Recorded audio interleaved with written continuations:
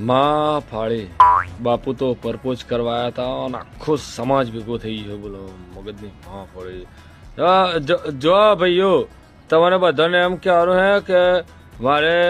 3 તારીખે હગઈ હે તો તમે બધા આવજો હે દાળ ભાત રાખ્યા ને શીરો ને મગનું શાક ને એવું બધું રાખ્યું તો તમે બધા ટાઈમસર આવી જજો અને એક ખાસ વાત અમારી બૂનને લેતા આવશો અમારી બૂન હગી બૂને એટલે અમે બધા ભેગા ભણતા હતા ને એટલે આ મારી બૂન છે એટલે હું એને સ્પેશિયલી ઇન્વિટર હાલવા આવ્યો હતો હો એટલે ટાઈમસર આવી જજો પાછા બોલતા ના કે મને ખોટું લાગી જાય હો ફળીજીની માં ફળજો અને બૂન ના બનાવી હોત ને મારી હાથ પેટી ચોક ને ચોક ખોવાઈ જાત